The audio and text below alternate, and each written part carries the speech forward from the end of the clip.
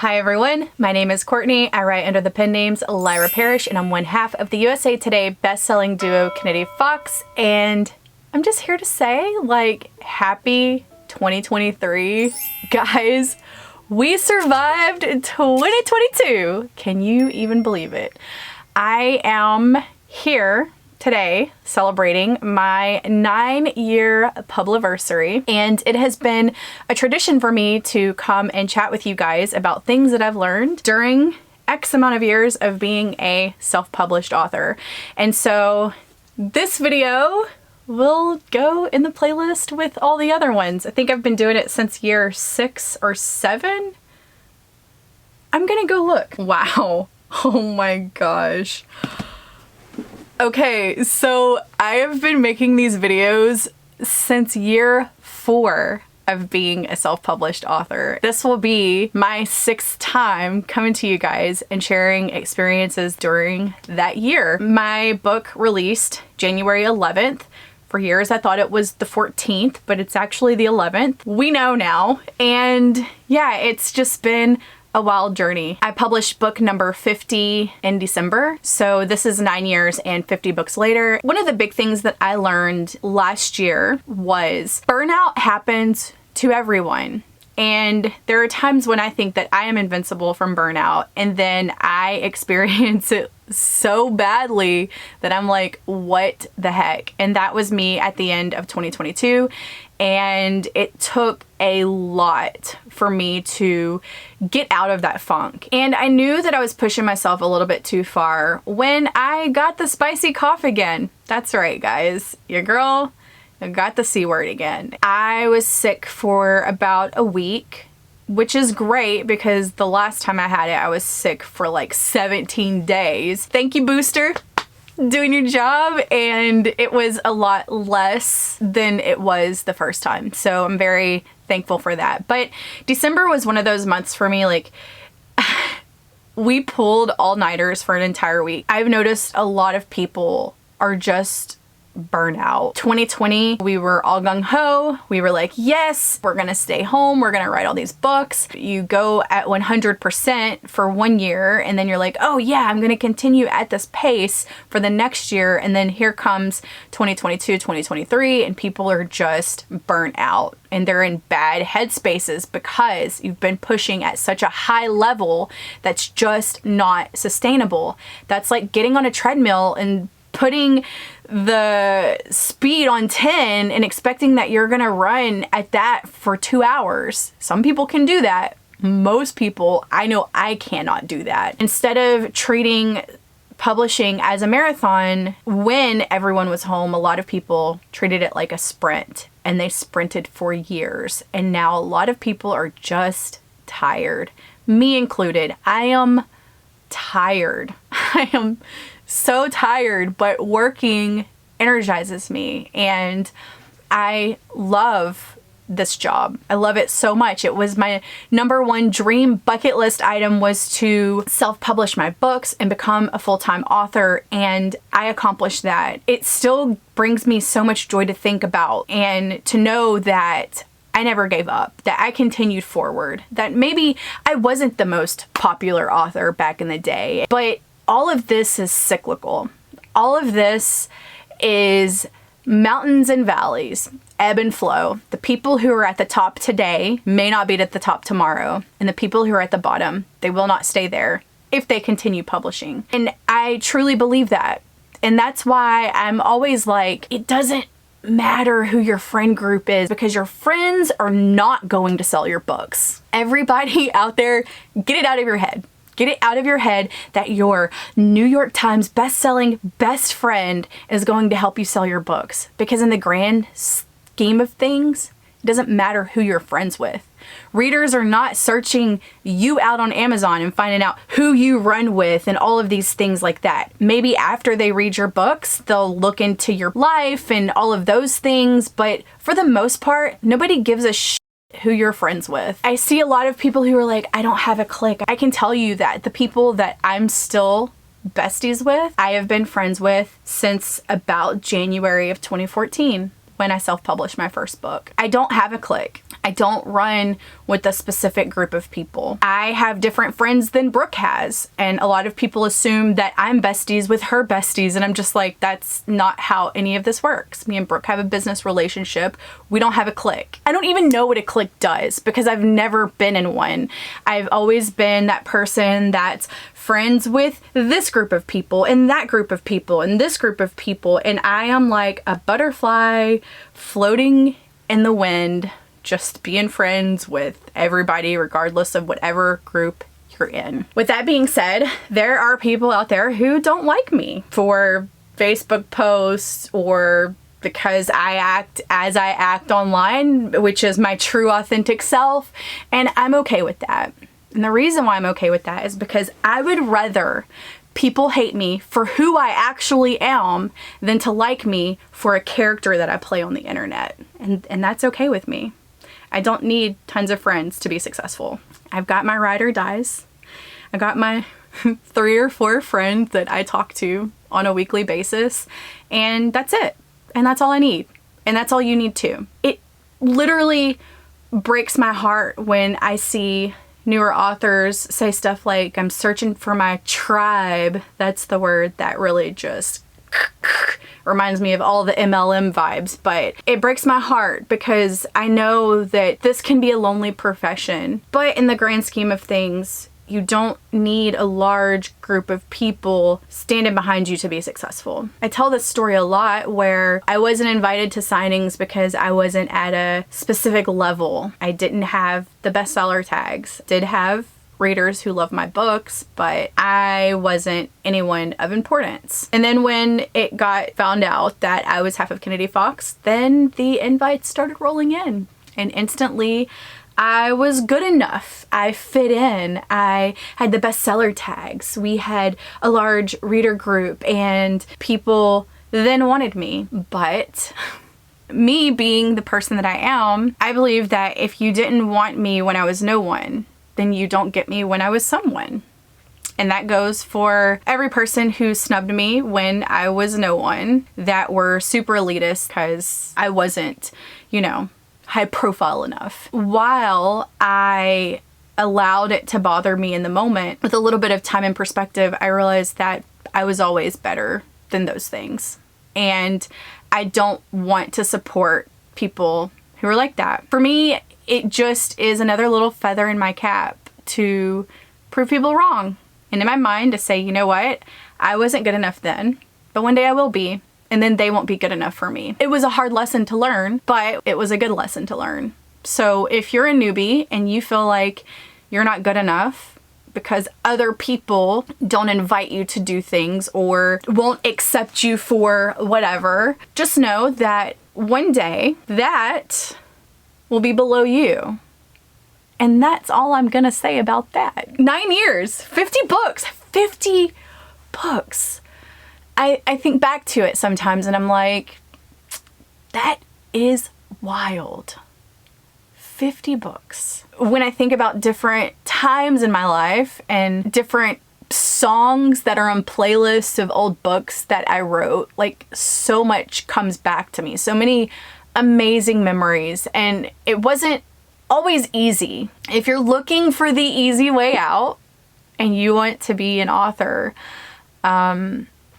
this might not be the job for you. It takes a lot of work, emotionally, physically, mentally, creatively. I can just go on and on with the descriptors, but it's not always easy. It's fun. It's rewarding. It's something that I want to do until I'm no longer here. But it was never one of those jobs where I was like, oh, this is going to be so easy. I'm going to write a book and it's just going to go gangbusters and like, I'm going to be set for life. That's not the reality for most people. Most authors don't make $1,000 in their first year of self-publishing. And that sucks. That sucks so much because I know how much work goes into writing a book and to finishing that book. And when you're done with it and it's been edited and you've got the full package and you put it out there into the world for people to find and then nothing happens, like that's super disappointing. But I'm here to tell you that if you want this, don't give up. Before I quit my job to do this full time, I would tell people with my full chest from the years of like 2011 forward that one day I was going to quit my job to write books. There was no if, it was when. And I believe that so hard with every bit of my being that I knew that it was going to come true. And no one can convince me otherwise. And I think it happened because I didn't put a time limit on it. I just said, one day I will quit this job. One day I will do this full time. One day I will be on my own schedule. And it happened. And here we are. Courtney is a full-time self-published author. And it's been so rewarding. And it's a job that I am so grateful for. One that I am so happy to have.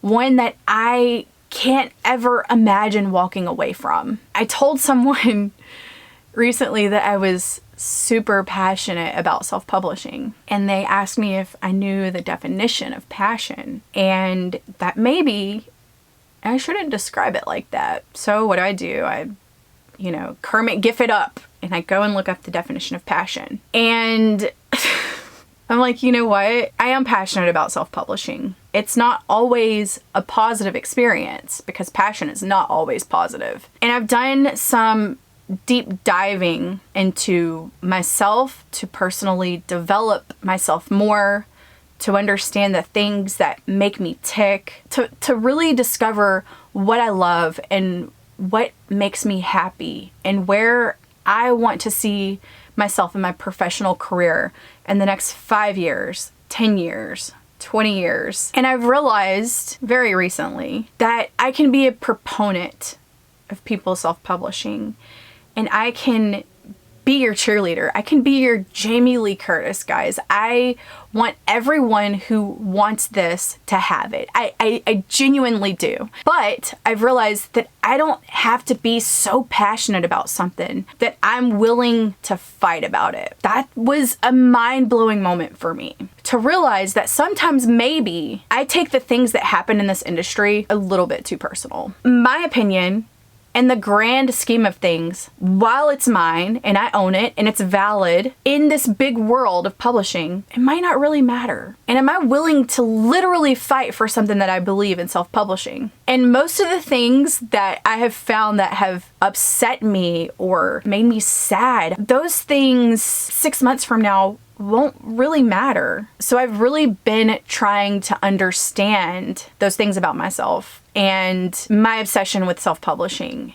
and my passion with this industry, and trying to just not go so hard in the paint on things that really don't matter. My opinions, I may keep them to myself. I may share them with you guys. I may share them with my friends. For the most part, I don't care about the drama anymore. I don't care. If it doesn't 100% affect me personally, I don't have time for it. I don't really want to hear about it. I have let so much of this of Romancelandia get into my head that when I was going through burnout, it was putting me in a worse headspace. And so I've cut it off. I don't really care what other people are doing.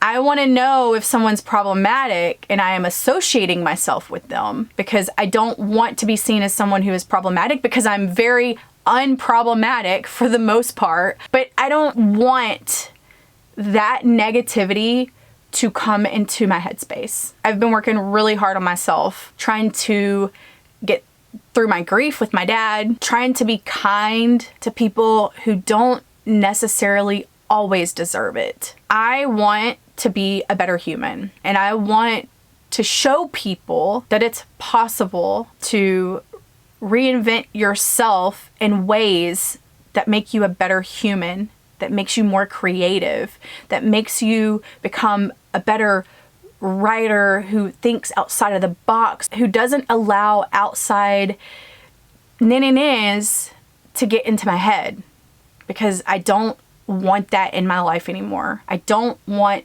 any of that. And this started after I had the spicy cough. I realized my life isn't exactly where I want it to be. And I did some really deep reflection on that. And I asked myself, well, why is this? Why am I not happy about X, Y, and Z? Why do I feel this way? I ask myself a lot of deep questions because I think self-reflection is really important, and some people are not capable of doing that. And so I've been doing a lot of internal work. I have been waking up earlier. I have been setting healthy boundaries with my job because I do not have them. I've been trying to go to bed at a normal time. Normal for me is like 2 a.m. Let's get real.